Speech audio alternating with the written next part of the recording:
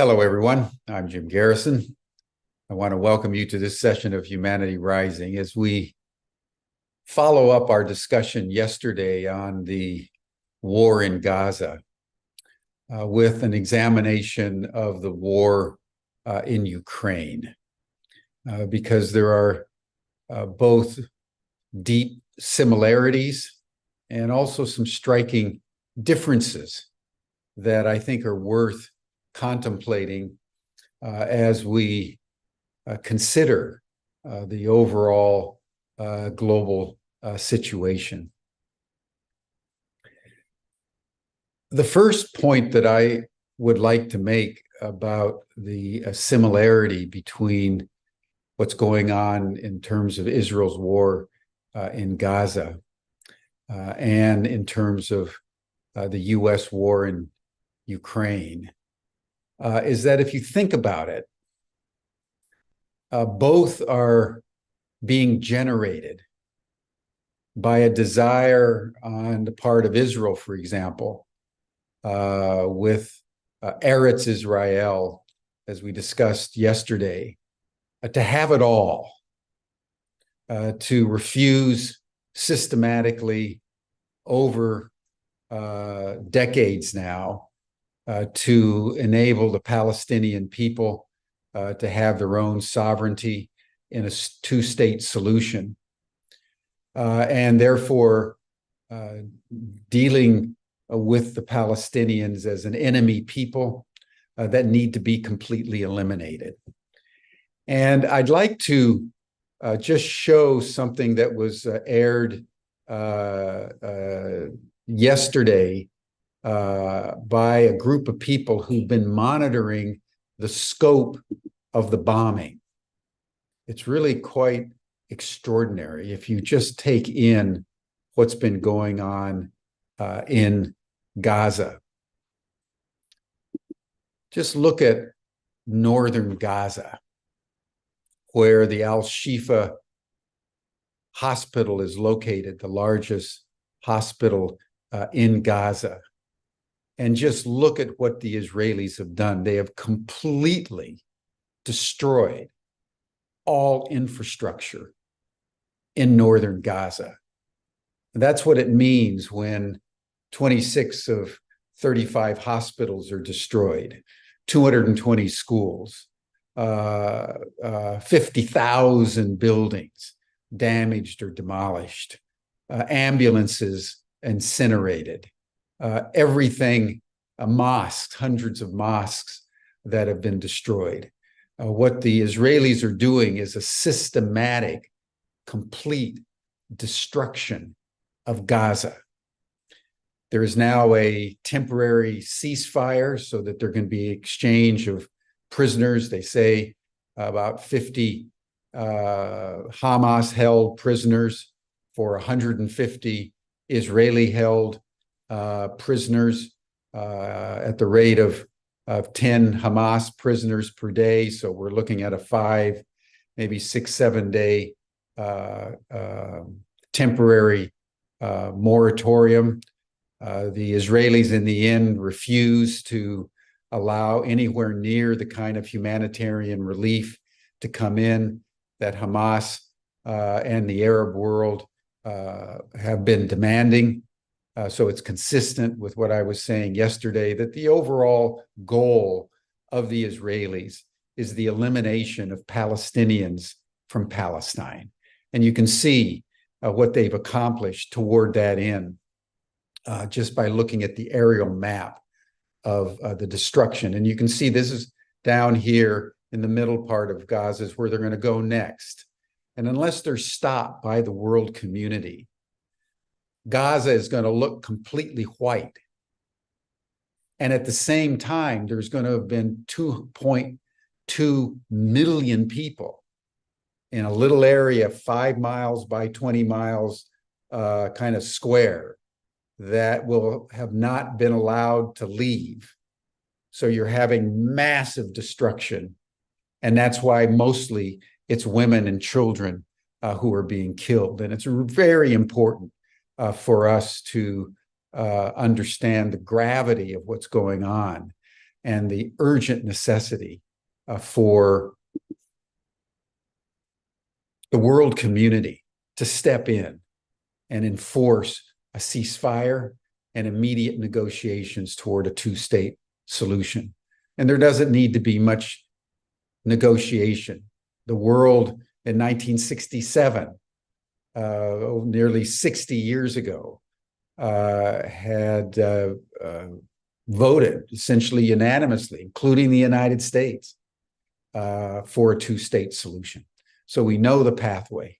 What is necessary is somehow to get the United States to force the Israelis to recognize that they can't have it all. That's the genesis of genocide, is when you want it all. So let's switch gears and go to Ukraine. And what we find there is the same hubris, the same arrogance of the United States wanting it all. Until finally the Russians, like Hamas, have said, no, we're going to take what we need. And I want to very, very briefly, because I want to spend most of my time on the current situation and then what is now emerging globally. But as I've discussed multiple times, and as have others, the genesis of what has now resulted in the war in Ukraine goes back to the late 1980s, to 1988, 89, 1990, when President Gorbachev prevailed upon the NATO alliance and the United States to end the Cold War. And in one of the most extraordinary gestures in the history of diplomacy, Gorbachev said he was willing to take the first step and withdraw all Soviet troops from Eastern Europe, allow Germany to be reunited if the United States and NATO would not move, as Secretary of State Jim Baker said, 1 inch to the east. And Eastern Europe could emerge in its own right as a neutral zone. Meanwhile, that there would be international negotiations between the United States and NATO and the Soviet Union and Eastern Europe to form a vast, almost global, but certainly over the Northern Hemisphere, security and economic zone from Lisbon to Vladivostok. That was Gorbachev's vision. The United States agreed until the troops had been withdrawn. And then, as you all remember, in December of 1991, the Soviet Union itself fell apart through the machinations of Boris Yeltsin, who was at that time the president of the Russian Federation. Gorbachev resigned. And within 60 days, Paul Wolfowitz, who was the Deputy Secretary of Defense, remembering that Dick Cheney was in the White House and Richard Pearl was also associated with the Defense Department, issued a defense briefing paper, basically saying that with the collapse of the Soviet Union, this was the moment of the United States, not to negotiate as they had agreed with Gorbachev, but to actively strive for what Wolfowitz in the document called full spectrum dominance over the entire planet through military, political, and financial supremacy.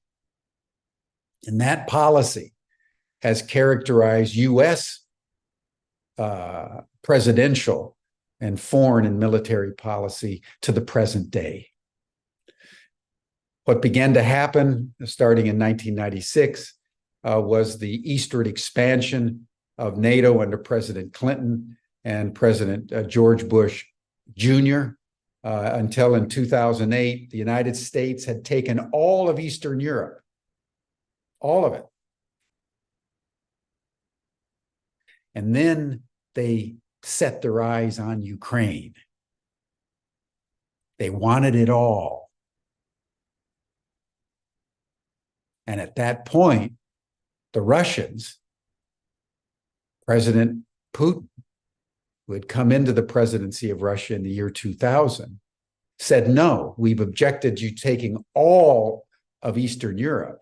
You're not also going to now encroach on what was the former Soviet Union and also take Ukraine.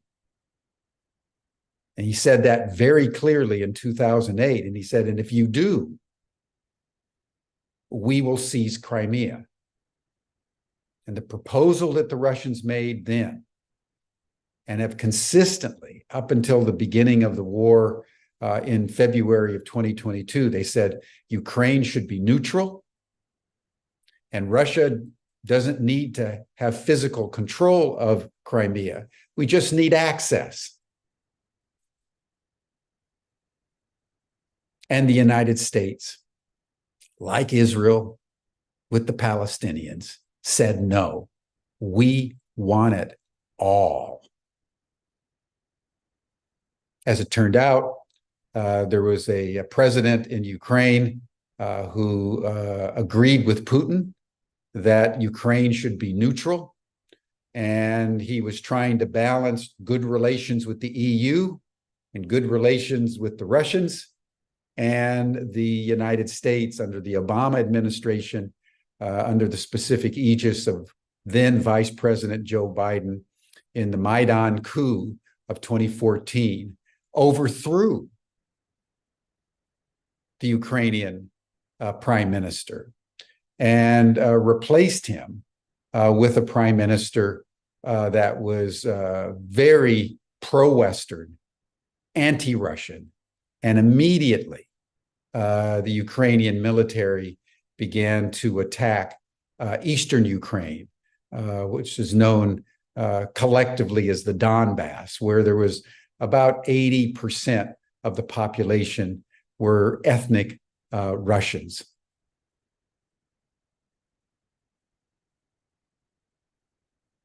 The response of Putin and the Russians was to seize Crimea. As Putin had said back in 2008, the Russians would do. And then the Minsk Accords and so forth happened, which tried diplomatically to bring peace. But as we've heard from Angela Merkel and Sarkozy, the German and French presidents respectively, these were ruses to buy time to build up the Ukrainian military. And there was never an intent at all to negotiate in good faith with the Russians. So in February of 2020, the Russians invaded, which was the term used by the Western media. There was this massive invasion of Ukraine to seize all of Ukraine as Vladimir Putin wanted to reconstitute Mother Russia, to reconstitute the Soviet Union in this delusional spasm of megalomania. And this tyrant had to be resisted at all costs. And it was the domino theory. If we don't stand up against him in Ukraine, he's going to go into Poland and the Baltic states and so forth and so on.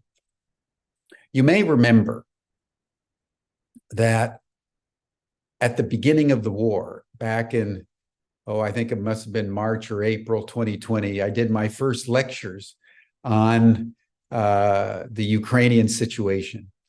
And you may remember the map that I showed everyone about what was going on in Ukraine.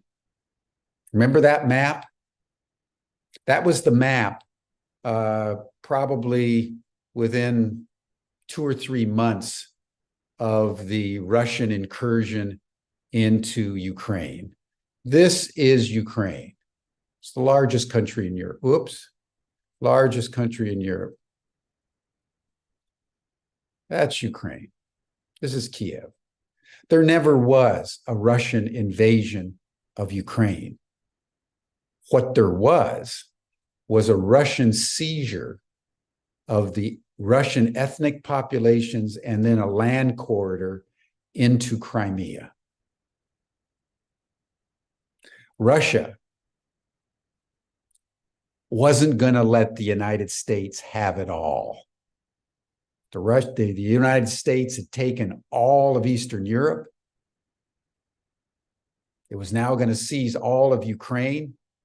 It wanted to cut Russia off from Crimea, which was its only warm water port into the Black Sea and the Mediterranean. And so the strategic value of Crimea to Russia, which has controlled this area and actually controlled all of Ukraine since 1873 under Catherine the Great, was considered by the Russians ancestral land. So just bear in mind this map. The Russians never did invade Ukraine. They did what Putin rightly called a limited military action to seize strategically important access, and basically consigned the rest of Ukraine to the Ukrainians and to the United States. But I just want everybody just to hold what Hamas did to Israel on October 7th. It was a signal. You can't have it all. And that's what Putin did with Ukraine in February 22nd, 2020. You can't have it all.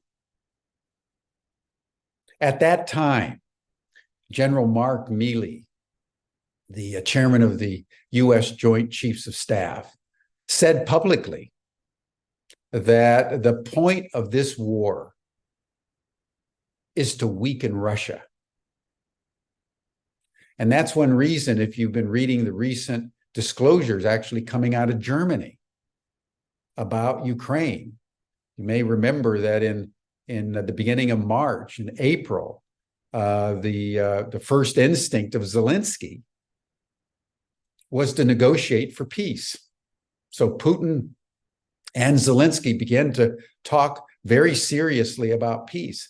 And the Russians were willing to withdraw if the Ukrainians would agree to being neutral, and therefore there to be an overarching security agreement between NATO and Russia. Because the Russians have been saying since Yeltsin that they're not enemies of the United States and the West. They're no longer communist. In fact, Yeltsin and Putin repeatedly said they wanted to join NATO. They wanted to join the EU. And it's been the United States that's refused to allow it because they want to destroy Russia. Again, think about what's going on in Gaza. Repeatedly, the Arabs have said, we need a two-state solution. We're willing to stop all hostilities against Israel as soon as the Israelis are willing to recognize the sovereign right of the Palestinians to have the same kind of state that Israel does. That's been the Hamas position. All that you hear about Hamas wanting to kill all the Jews is fantasy. It's the same fantasy of thinking that Putin is some megalomaniacal tyrant that wants to take over all of Eastern Europe. There's not a single statement in writing or verbally that Putin has ever made to that effect. And yet it's repeated endlessly on the Western news. And similarly, even with Hamas, the PLO, they want a two-state solution. They want the same rights for the Palestinians that the Jews want in Israel. And if Israel would agree to that, violence in the Middle East would essentially disappear. But Hamas has said, backed up now even more ardently by the entire Arab world, until you agree to a two-state solution and treat the Palestinians with dignity, we're going to fight you to the last man. And that's what happened on October 7th. Remember the Warsaw Ghetto, where a few Jews finally said, we're not going to just take this. And they fought the Germans to a standstill, not for long, but with such valiance and such nobility that it was a triumph heralded by history as the one time in the Second World War that the Jewish people stood up. And it was led by a 22-year-old Malik Edelman and his cohorts that, like Hamas, went into the tunnels, went into the sewers underground so the Germans couldn't find them. And it's worth noting, by the way, that Edelman, after the war, when he saw what the Israelis were doing to the Palestinians, he refused to go to Israel because he said, you're doing to the Palestinians what the Germans did to us. That was his statement. The guy that really led the Warsaw Ghetto uprising as early as the late 1940s and into the 1950s, he condemned what the Israelis were doing because he said it's going to end up in complete disaster, which it has. You can't have it all. Now, I want to make a couple of points. The first one is that the Ukrainians have now lost the war. And I want to screen share just one more time, but from a different angle, to tell you about how the Russians have won the war. You've heard a lot about the Ukrainian offensive that started in June, and the Ukrainians were going to cut through the Russian lines down to the Sea of Azov and split the Russian land bridge from Russia. This is Russia, all the way down to Crimea. That never happened. Why? Almost immediately, as the Russians consolidated this land bridge, look at the top in the red line, the thick red line. Putin asked a General Surovikin, who was a master strategist of defensive war that taught in the Moscow War College on strategic defense, to go into the Ukraine theater and build a defensive line. It's been called by military strategists the strongest defensive line, possibly in the history of warfare. Heavily mined, barbed wire, multiple perimeters going back, so that it would take an invading army an extraordinary amount of military hardware and troops to even penetrate the outer perimeter of this defensive line. The Ukrainians have been trying for 5 months to penetrate the perimeter. They've thrown everything they have, everything they've been given by the United States. Think of the Abram tanks and the Shadowhawks coming in from the UK and the Leopard 2 tanks coming in from Germany and the Tank X and the aircraft carrier Y coming in from all kinds of NATO countries. They haven't ever penetrated this line.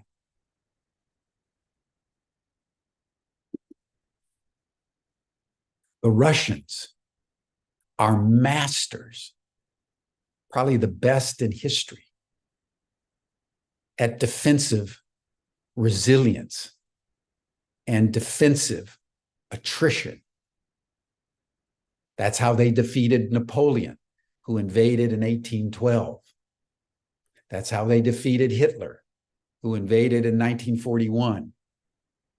And that's how they defeated the United States, that has used Ukraine as a proxy to cut Russia off from its strategic asset in Crimea and begin the dismemberment of Russia. They've used the same tactic every time. 3 times the West has sought to destroy Russia, and 3 times the Russians have defeated the West. There's nothing elegant. It's what the Russians do best. Hunker down, go into a defensive line, invite the attack, and then wear the enemy down. And then when you've worn the enemy down, you don't launch some big invasion. You just start to encroach and encroach and encroach till you begin to gain more territory. And that's what the Russians are doing now. What we're seeing, everyone, is the beginning of the end of Ukraine. And it's happening principally because the Ukrainians have lost, by some estimates, over 500,000 troops killed. Over 10 million Ukrainians have left Ukraine. There are hundreds of thousands of casualties. They're running out of men of prime military age. And the average age of the Ukrainian forces that are currently fighting in Ukraine is now in the upper 30s and in their 40s and their 50s. They're bringing in old men to fight without very much training. Young kids. They're trying to enlist young women to go to the front lines and fight with almost no training. The number of mutinies now in the Ukrainian forces, now in freezing temperatures, pouring rain, and the foxholes are extraordinary. The battalion strengths, normally 400 or 500 are now down to 60, 70, 80. They can't get the artillery they need. There's no longer enough in the Air Force to be credible in a military way. The Leopard 2 tanks, the Bradley tanks, the Abram tanks have all been destroyed. Meanwhile, the Russians have been building up their inventory of every conceivable military hardware. And they now have over 400,000, by some estimates, 425,000 troops, trained, seasoned in Western Russia and in the land bridge and in Crimea. And the Ukrainians are spent. There have been estimates that the number of amputees in the Ukrainian military exceeds the number of British amputees in the First World War. And 10 million people died altogether. And that the rate of attrition and the rate of injuries and death rates in Ukraine is now matching that of the German army as it retreated from Russia after the Battle of Stalingrad. You remember Churchill's great line about Stalingrad, the Battle of Stalingrad, is that this was the beginning of the end. So what we're seeing in Ukraine my friends, is the beginning of the end of Ukraine. And it's very interesting that William Burns, the director of the CIA, was out there last week. So was Lloyd Austin, the German foreign minister. Cameron, the new foreign minister of the UK, was also there. And what they're now beginning to tell the Ukrainians is, listen, you've got a choice. You can either surrender and negotiate, try to get some kind of a ceasefire, or you have to engage in a massive mobilization of all the entire Ukrainian population that's left and send in whoever you can to stop the breach. The United States is leaning toward mass mobilization because the calculation is that they want the Ukrainians to be able to be relatively intact so that President Biden doesn't unduly suffer electoral erosion going into the 2024 election. That's how cynical this all is. This is not about Ukraine defending itself against the Russian invasion to take over Ukraine and Eastern Europe. This is a war that was brought by the United States, which wanted it all, even the destruction of Russia. And Russia has stood up to the United States. And it's worth noting that the popularity of Vladimir Putin in Russia is over 80%.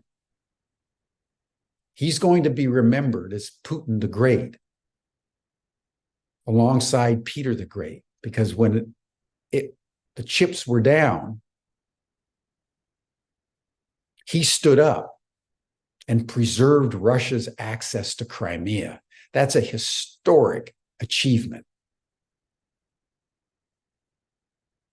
And the Russian people and the Russian Duma and the Russian political class are solidly supporting Russia and Putin.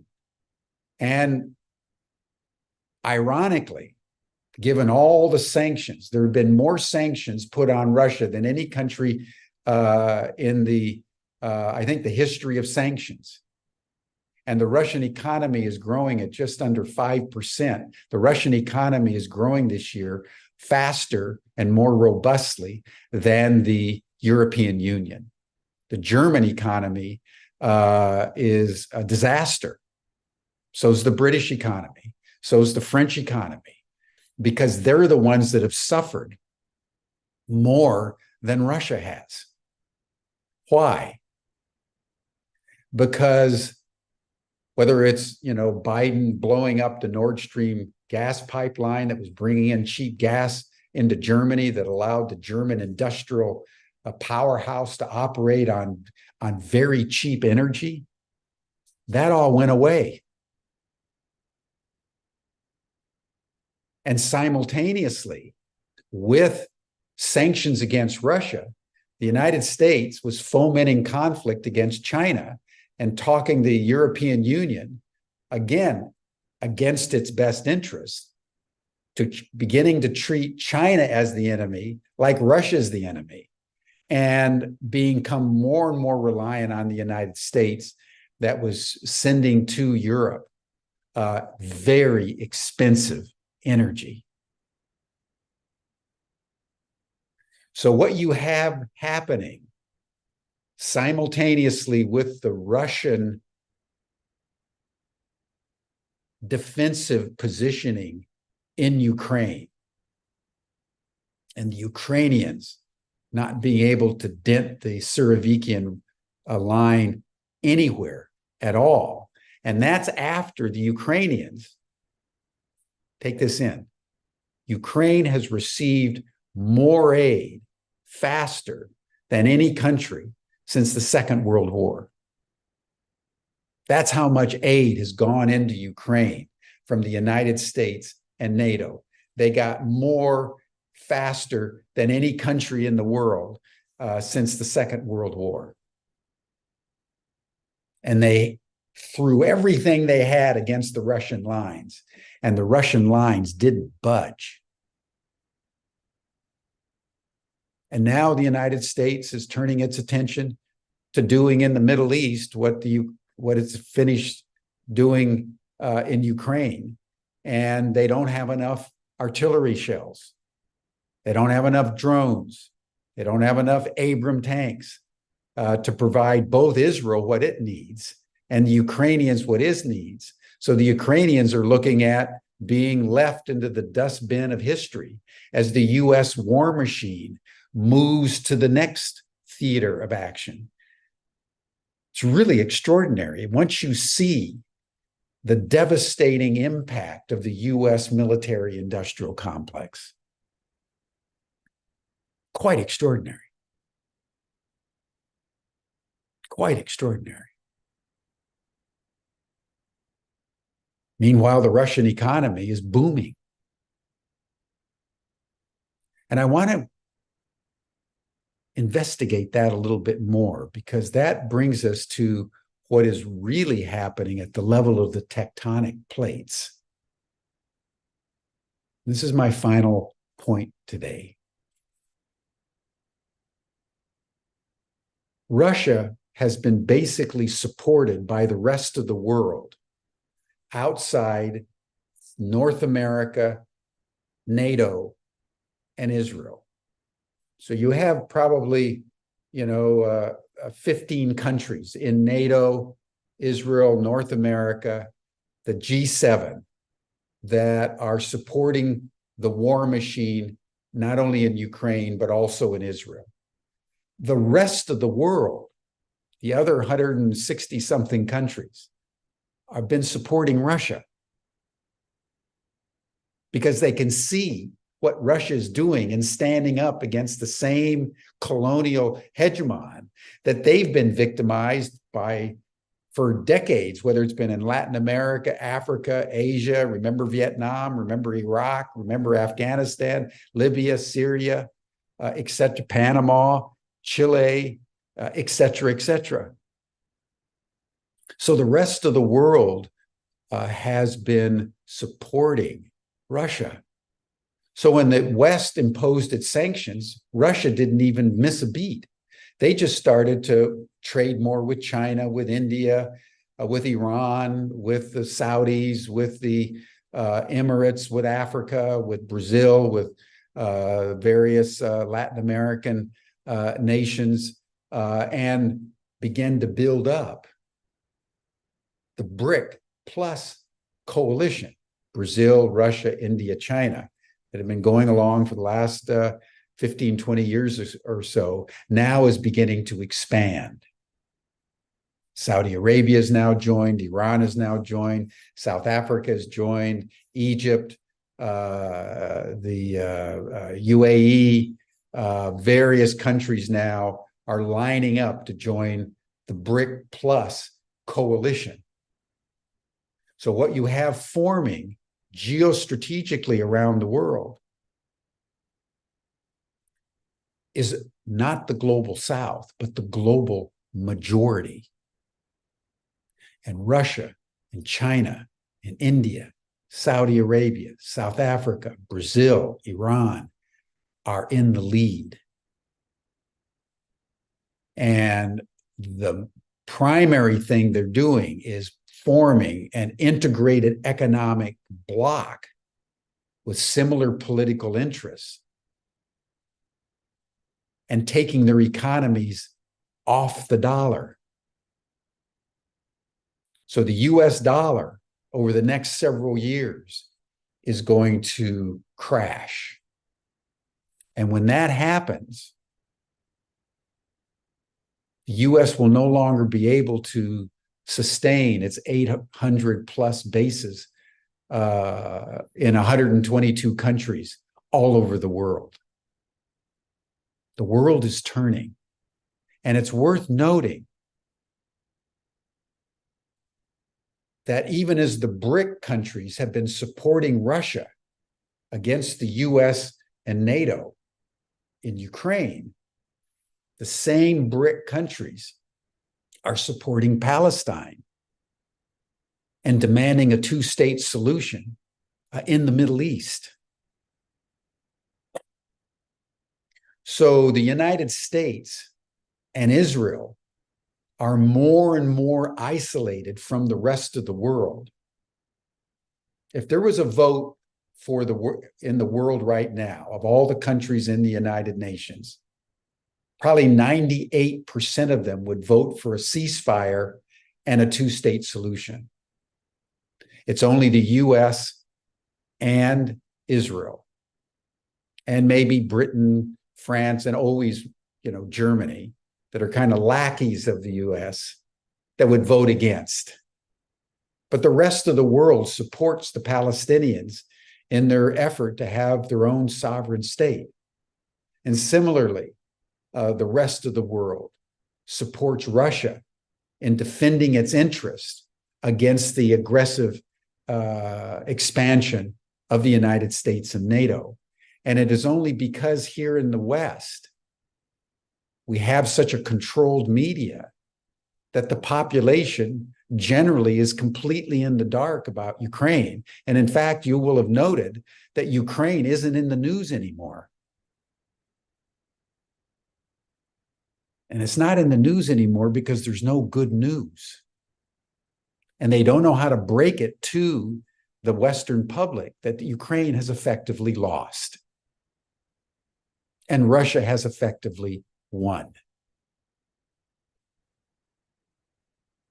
And they can't quite break the news in the Middle East about the horrendous damage that Israel is wreaking on Gaza because they continue to support Israel in such a mindless way to the detriment of us all. And so as we think about these matters, it's very incumbent on those of us in the Humanity Rising Network, insofar as we can, as we broadcast day by day by day, to look reality right in the eye with what Mikhail Gorbachev called ruthless realism. Because if we see reality as it is, no matter how difficult it is to be able to do that, we are liberated because the truth always makes you free. And the deception in which we routinely engage is always to our detriment. So I think I will leave it at that for today. I know it's Friday, and we want to honor people's need for the weekend, and I wanted to be as concise as I possibly could. I like talking shorter rather than longer. That's just my style. And so I want to thank everybody for your willingness to listen to my perspectives on Gaza yesterday, my perspectives on the war in Ukraine today, and to really take in that the US, NATO, the G7 is increasingly isolated as the rest of humanity, largely under the aegis of China and Russia and India, Saudi Arabia, South Africa, Brazil, Iran, moves history beyond the hegemony of US primacy and begins to fashion a whole new world order. That's what's happening at its most fundamental. And understanding that allows one a new way to fathom world events, because the age of U.S. primacy is over as the U.S. descends into the convulsion of senseless military adventures as it consumes itself, while the rest of the world moves on, because the mandate of heaven is now moving from the U.S.